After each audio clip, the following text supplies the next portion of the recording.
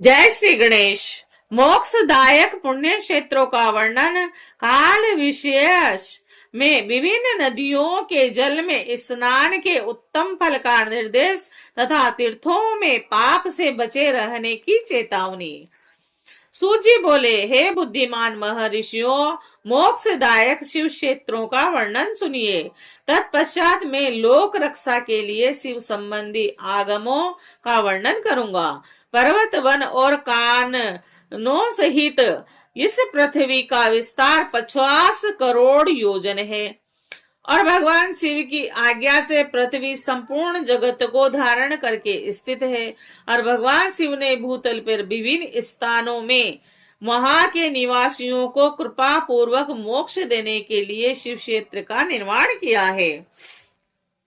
कुछ क्षेत्र ऐसे हैं जिन्हें देवता तथा ऋषियों ने अपना वास स्थान बनाकर अनुग्रहित किया और इसीलिए उनमें तीर्थ तत्व प्रकट हो गया तथा वह अन्य बहुत से तीर्थ क्षेत्र ऐसे हैं जो लोगों की रक्षा के लिए स्वयं प्रादुर्भूत हुए हैं।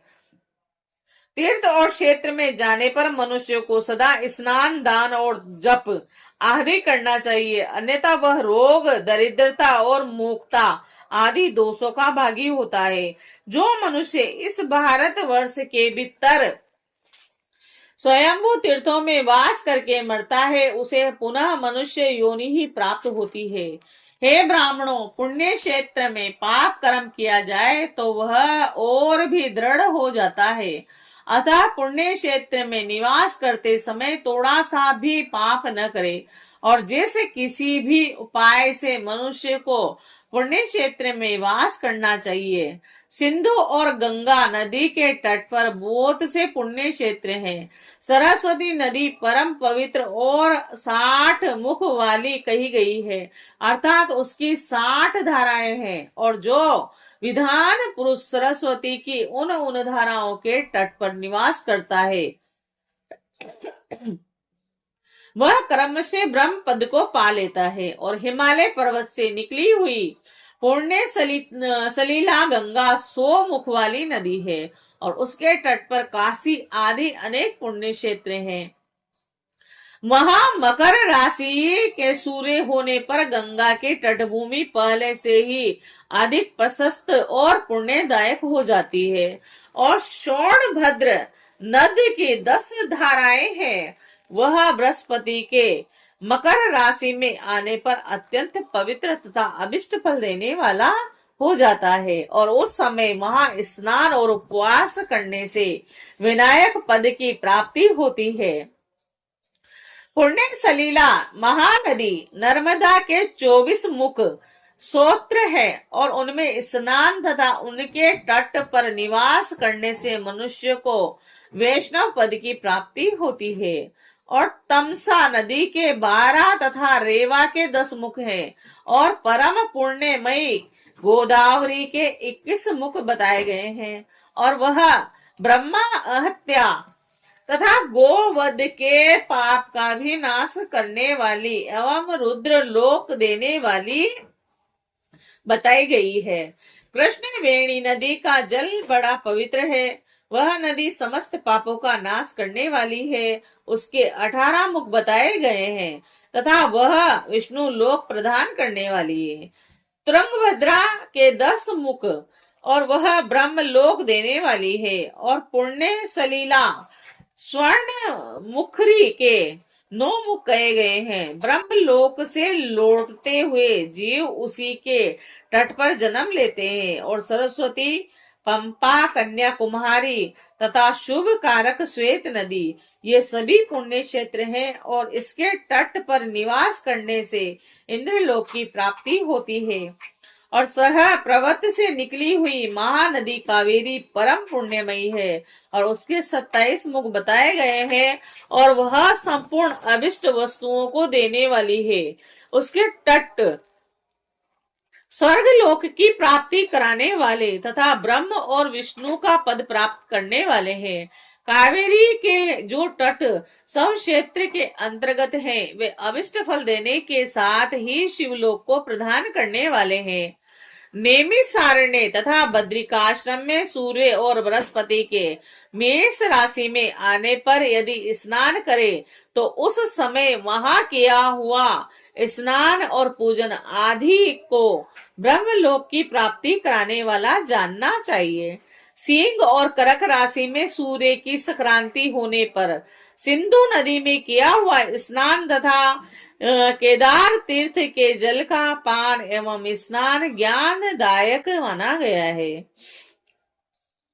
जब बृहस्पति सिंह राशि में स्थित हो उस समय सिंह की संक्रांति से युक्त भाद्रपद मास में यदि गोदावरी के जल में स्नान किया जाए तो वह शिव लोक की प्राप्ति कराने वाला होता है। ऐसा पूर्व काल में स्वयं भगवान शिव ने कहा था। जब सूर्य और बृहस्पति कन्या राशि में स्थित हो तब यमुना और सोनभद्र में स्नान करें और वह स्नान धर्मराज तथा गणेश जी के लोक में महान भोग प्रदान कराने वाला होता है। यह महर्षियों की मान्यता है। जब सूर्य और बृहस्पति तुला राशि में स्थित हो उस समय कावेरी नदी में स्नान करें और वह स्नान भगवान विष्णु के वचन की महिमा से संपूर्ण अभिष्ट वस्तुओं को देने वाला माना गया है। जब सूर्य और बृहस्पति वृश्चिक राशि में आ जाएं, तब मार्गशीर्ष के महीने में नर्मदा में स्नान करने से विष्णु लोक की प्राप्ति होती है। सूर्य और बृहस्पति के धनु राशि में स्थित होने पर स्वर्णमुखी नदी में किया हुआ स्नान शिवलोक प्रदान कराने वाला होता है और यह ब्रह्मा जी का वचन है। जब सूर्य और बृहस्पति मकर राशि में स्थित हो उस समय माघ मास में गंगा जी के जल में स्नान करना चाहिए। ब्रह्मा जी का कथन है और वह स्नान शिवलोक की प्राप्ति कराने वाला होता है। शिवलोक के पश्चात ब्रह्मा और विष्णु के स्थानों में सुख भोग कर अंत में मनुष्य को ज्ञान की प्राप्ति हो जाती है। माघ मास में तथा सूर्य के कुंभ राशि में स्थित होने पर फाल्गुन मास में गंगा जी के तट पर किया हुआ श्राद्ध पिंडदान अथवा तिलोदक दान पिता और नाना दोनों के कुलों के पितरों को अनेकों पीढ़ियों का उद्धार करने वाला माना गया है। और सूर्य और बृहस्पति जब मीन राशि में स्थित हो तब कृष्णवेणी नदी में किए हुए स्नान की ऋषियों ने प्रशंसा की है और उन महीनों में पूर्वोक्त तीर्थों में किया हुआ स्नान इंद्र पद की प्राप्ति कराने वाला होता है। विद्वान पुरुष गंगा अथवा कावेरी नदी का आश्रय लेकर तीर्थवास करे। ऐसा करने से उस समय में किए हुए पाप का निश्चय ही नाश हो जाता है और रुद्र लोक प्रदान करने वाला बहुत से क्षेत्र हैं। ताम्रपर्णी और वेगवती यह दोनों नदियां ब्रह्मलोक की प्राप्ति स्वरूप फल देने वाली है और उन दोनों के तट पर अनेक स्वर्गदायक क्षेत्र हैं और उन दोनों के मध्य में बहुत से पुण्यप्रद क्षेत्र हैं। वहां निवास करने वाला विद्वान पुरुष जैसे फल का भागी होता है। सदाचार उत्तम वृत्ति तथा सद्भावना के साथ मन में दया भाव रखते हुए विद्वान पुरुष को तीर्थ में निवास करना चाहिए, अन्यथा उसका फल नहीं मिलता। पुण्य क्षेत्र में किया हुआ थोड़ा सा पुण्य भी अनेकों प्रकार की वृद्धि को प्राप्त होता है तथा वहां किया हुआ छोटा सा पाप भी महान हो जाता है। यदि पुण्य क्षेत्र में रहकर ही जीवन बिताना है तो निश्चय हो तो उस पुण्य संकल्प से उसका पहले का सारा पाप तत्काल नष्ट हो जाएगा, क्योंकि पुण्य को ऐश्वर्यदायक कहा गया है। हे ब्राह्मणों, तीर्थवास जनित पुण्य कायिक वाचिक और मानसिक सारे पापों का नाश कर देता है। तीर्थ में किया हुआ मानसिक पाप वज्रलेप हो जाता है और वह कहीं कल्पों तक पीछा नहीं छोड़ता। वैसा पाप केवल ध्यान से ही नष्ट होता है, अन्यथा नष्ट नहीं होता। वाचिक पाप जप से तथा कायिक पाप शरीर को सुखाने जैसे कठोर तप से नष्ट होता है। धनोपार्जन में हुए पाप दान से नष्ट होते हैं और अन्यथा करोड़ों कल्पों में भी उनका नाश नहीं होता।